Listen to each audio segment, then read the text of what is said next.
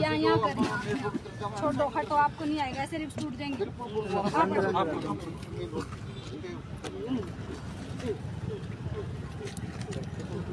ठीक जाएगा।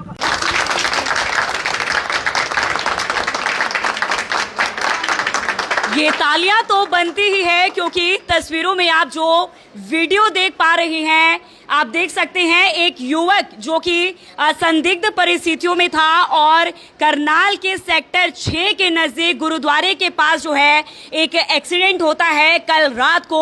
और जिस महिला को आप तस्वीरों में देख पा रही हैं, विर्क हॉस्पिटल की नर्सिंग सुपरवाइजर है ये, और ऑफ ड्यूटी होने के बावजूद भी इन्होंने अपनी ड्यूटी दी है और इस युवक की जान बचाई है। केवल कुछ ही मिनट्स बाकी थे इसकी जान बचने में, सांसें जो हैं चलनी बंद हो गई थी, लेकिन इसने मानवता का परिचय दिया है और ना केवल विर्क हॉस्पिटल का मान बढ़ाया है बल्कि मानवता का एक बढ़िया परिचय दिया है, बहादुरी का परिचय दिया है। वीडियो में आपने जिस महिला को देखा है वो मेरे साथ यहाँ पर मौजूद है, विर्क हॉस्पिटल की नर्सिंग सुपरवाइजर मेरे साथ यहाँ पर मौजूद है। मैम, सबसे पहले आपकी बहादुरी को और आपने जो मानवता का परिचय दिया है उसके लिए करनाल ब्रेकिंग न्यूज और तमाम हमारे व्यूअर्स आपको सलाम करते हैं। सबसे पहले मुझे ये बताइए, सेक्टर 6 का ये मामला है, करीब कितने बजे का ये मामला है और आप उस वक्त वहाँ पर क्या कर रही थी? मैम, ये लगभग 10 PM की बात है। मैं अपने बेटे को आइसक्रीम खिलाने के लिए लेके गई थी, तो उस टाइम पे जब मैं गाड़ी ड्राइव कर रही थी तो मैंने देखा एक रोड साइड पे एक पेशेंट बेहोश पड़ा है। जब मैं वहाँ पे गई, मैंने हेल्प के लिए पूछा तो वो बोले जी ये मरा पड़ा है। जब मैंने चेक किया तो पता चला कि वो आदमी जिंदा था। वो लगभग 25 से 26 साल का लड़का था। जब मैंने उसकी पल्स चेक करी तो वो जिंदा था। तभी मैंने ऑन द स्पॉट CPR शुरू किया और अपने हॉस्पिटल में एम्बुलेंस के लिए हेल्प मांगी। अगर उस टाइम पे उस लड़के का CPR नहीं होता तो शायद 5 से 10 मिनट में वो लड़का मर चुका होता, क्योंकि उस लड़के का एक्सीडेंट के बाद उसको वोमिटिंग आई। वोमिटिंग की आने की वजह से उसकी सांस की नली में जो उसने खाया था वो फंस चुका था और वो लड़का उस टाइम पे रिस्पॉन्स नहीं कर रहा था। तो उस टाइम पे जो CPR है वो बहुत इफेक्टिव था और उसकी बदौलत वो लड़का जिंदा है। जैसे ही उधर उसको CPR किया, उसके बाद हम उसको विर्क हॉस्पिटल लेके आए। विर्क हॉस्पिटल में लाने के बाद हमने उसको इंट्यूबेट किया। इंट्यूबेट करने के बाद जो भी उसका कंटेंट था वो बाहर निकाल के हमने उसको आउट ऑफ डेंजर जोन हमने किया, उसको इंट्यूबेट किया, सक्शन किया। बिल्कुल जब वो स्टेबल हो गया फिर हमने उसको कल्पना चावला में रेफर किया। उस समय आपके साथ कौन कौन था? पुलिस की टीम में डायल 112 मौजूद थे वहाँ पर? हाँ जी मैम, जब तक मैं वहाँ पे गई उससे पहले जो वहाँ पे आदमी मौजूद थे उन्होंने 112 पे कॉल कर दिया था।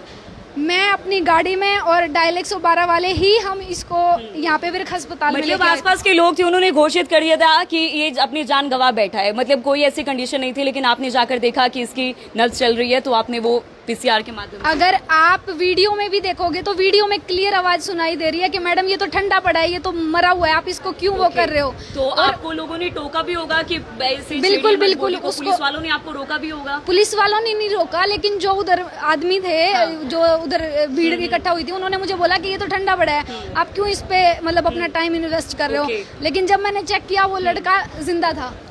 हाँ जी। तो कभी ऐसी सिचुएशन आपके साथ पहले आई है या पहली बार ऐसा हुआ है? आपने अपनी जिंदगी में काफी मेहनत की होगी यहाँ तक पहुँचने में, आप विर्क हॉस्पिटल में अपनी सेवाएं दे रही है, कोई ऐसा मामला पहले सामने आया ये फर्स्ट टाइम था? Ma'am, out of hospital first था, लेकिन मतलब हॉस्पिटल में ड्यूटी के टाइम पे तो बहुत जानें बचाई हैं। बिल्कुल, ड्यूटी के टाइम तो बहुत जान बचाई है, लेकिन सबसे ज्यादा सलाम इनको इस वजह से किया जाना चाहिए क्योंकि ऑफ ड्यूटी होने के बावजूद भी अपनी ड्यूटी से नहीं हटी है। और एक युवक की जिसकी उम्र 26 वर्ष बताई जा रही है और आसपास के लोगों ने ये घोषित कर दिया था कि ये जान जो है गंवा बैठा है, लेकिन फिर भी हिम्मत दिखाई, लोगों की बात नहीं सुनी और अपनी ड्यूटी देकर जो है उस युवक की जान बचाई है। लेकिन CPR कितनी जरूरी है, किस तरीके से उसे करना चाहिए, क्योंकि आपातकालीन स्थिति कभी भी आ सकती है, बताकर नहीं आती है। ऐसे में CPR कितना जरूरी है और आप सभी को भी करना आना चाहिए, उसके लिए मैं जानकारी लेना चाहूंगी विर्क हॉस्पिटल से। मेरे साथ यहाँ पर करनाल शहर के जाने माने डॉक्टर सेठी मेरे साथ यहाँ पर मौजूद हैं। डॉक्टर सेठी, हमारे व्यूअर्स को ये बताइए CPR कितना महत्व रखती है और इमरजेंसी के दौरान किस तरीके से हम इसे कर सकते हैं, डेमो देकर हमारे व्यूअर्स को बताइए। CPR एक ऐसी लाइफ सेविंग प्रोसीजर है जिसे हर आदमी को आना चाहिए। We as a association of ISA, Indian society of anaesthesiologist जो है, हम लोगों का एक वर्कफोर्स है जिसमें हम चाहते हैं every citizen should be a life saver. मतलब हर आदमी जान बचाने के लिए सक्षम होना चाहिए। क्यों, दूर दराज में जो लोग बैठे हैं उनके पास सहायता पहुंचनी मुश्किल है, बट आजकल एम्बुलेंसेज हैं, आपको कुछ समय मिलता है। कोई भी व्यक्ति अगर सीखना चाहता है, हम विर्क हॉस्पिटल में सर्टिफाइड ट्रेनर हैं यहाँ पर। मैं डॉक्टर सुनील सेठी और डॉक्टर ललित। CPR आदमी के ब्रेन को ऑक्सीजन पहुँचे और हार्ट को पंपिंग रहे, ये बड़ा क्रिटिकल टाइम है। अगर 3 से 5 मिनट का गैप आ जाता है किसी के सांस रुकने के बाद या नब्ज रुकने के बाद, उसके बाद उसके बचने के चांसेस बहुत कम होते हैं। बट उस 3 से 5 मिनट में हम सबको यही कहेंगे, चाहे वो एक्सीडेंट है, चाहे वो किसी भी कैजुअलिटी है, अब जैसे वॉर जैसी सिचुएशन थी, हम सबको सीखना चाहिए। इसमें बेसिक स्टेप्स हैं जो मैं आपको डिमॉन्स्ट्रेट करूँ। मैं डिमॉन्स्ट्रेट बिल्कुल, यहाँ पर देखिए डॉक्टर साहब आपको लाइव डेमो देकर दिखा रहे हैं। अगर कोई भी ऐसी आपातकालीन स्थिति आती है तो आपको CPR करना आना जरूरी चाहिए, क्योंकि वहां पर देखिए डॉक्टर जब तक पहुंचेंगे, जब तक एम्बुलेंस वहां पर पहुंचेगी, जब तक युवक को या किसी भी ऐसे पेशेंट को वहां से उठाकर अस्पताल तक पहुंचाया जाएगा, तब तक हो सकता है कि युवक अपनी जान गंवा दे। लेकिन यहाँ पर आप सभी के लिए ये महत्वपूर्ण वीडियो रहने वाला है, इसलिए मेरी आप सभी लोगों से अपील रहेगी, जितने भी लोग इस वीडियो को देख पा रहे हैं तुरंत इसे शेयर कीजिएगा। और सर, हमारी व्यूअर्स को डेमो देकर दिखाइए किस तरीके से करना चाहिए।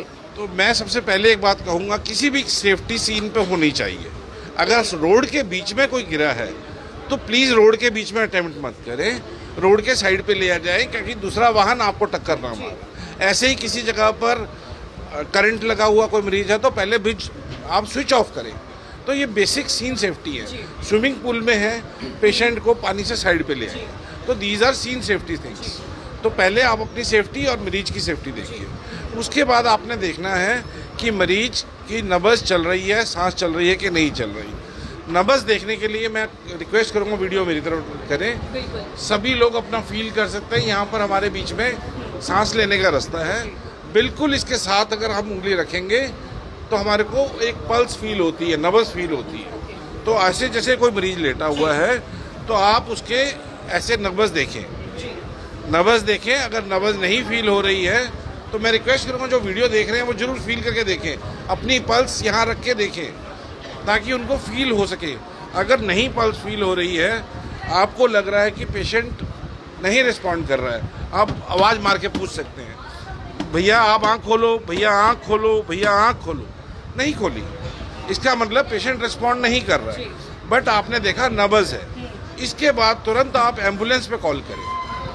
आपके फ़ोन में एक सुविधा है इमरजेंसी कॉल, चाहे वो पुलिस में जाए चाहे वो एम्बुलेंस पे जाए। आप बता सकते हैं कि मैं GT रोड पर स्टार हेल्थ के पास खड़ा हूँ, वहाँ पर एक्सीडेंट हुआ है, एक व्यक्ति है या 4 व्यक्ति हैं, ताकि जो एम्बुलेंस आए वो 4 व्यक्तियों के हिसाब से आए या जितनी ज़रूरत है।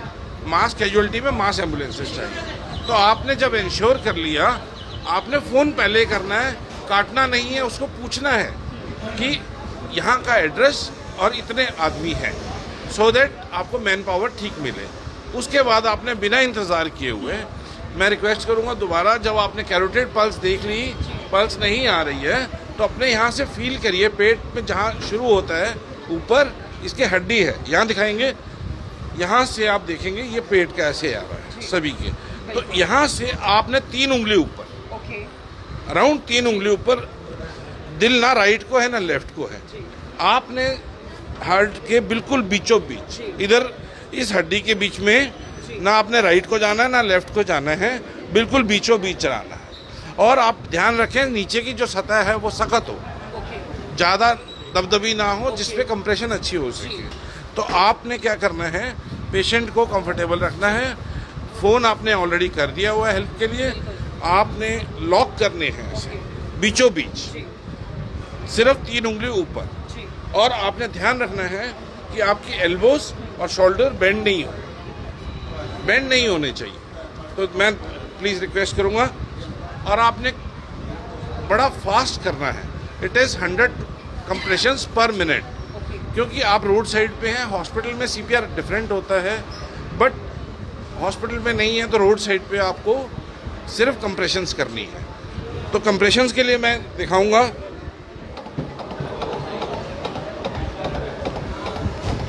ये जो मैं कंप्रेशन कर रहा हूँ ये कम से कम 5 सेंटीमीटर की होनी चाहिए and it should be very fast, 100 पर मिनट होनी चाहिए।